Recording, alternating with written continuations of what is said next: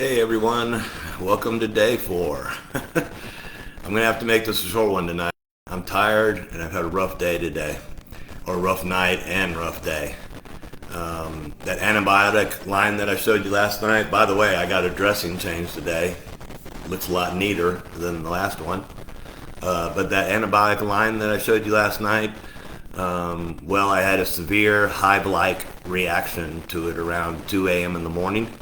The actual infusion ended about 11:30, and then I went to sleep for a little bit, and I woke up really hot, and I looked at the thermometer on the wall, and the temperature hadn't changed in the room.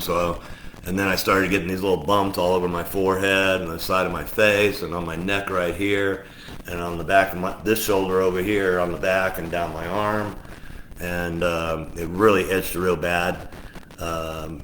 They came and gave me some Benadryl, and it eventually went away until they gave me another round of antibiotic at 2 p.m. today, and then I had another reaction to it, even though this time they gave me the Benadryl before giving me the antibiotic. And then they gave me more Benadryl after the antibiotic. So I also got into it with one of my nurses today, but I don't really feel like talking about that. They're going to do a different antibiotic tonight, but not until midnight. The infusion takes about 2.5 hours, so no real sleep tonight either.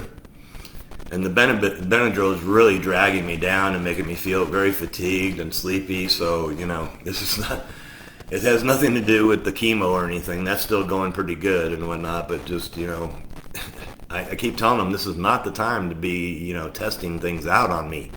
I took an antibiotic in Albuquerque, that we knew was safe and everything, but now they're telling me antibiotics only work on certain areas. And that's funny because that antibiotic I had down in Albuquerque, it started out for something else, and I had a lot of pills left over, and then they wanted to prescribe me a new one for something, and I said, well, why can't we just use this old one that I have, because we already know I'm not allergic to that. I wasn't allergic to anything before my any of the Cillins or anything. Now I'm allergic to penicillin, amoxicillin, and a few other ones, and I wasn't allergic to those at all before my last BMT transplant back in 2019. So I'm really kind of ticked off today. So, and like I said, I got into it with one of the nurses and so forth. But also, I'll let you know that I didn't used to wear glasses either before the first transplant.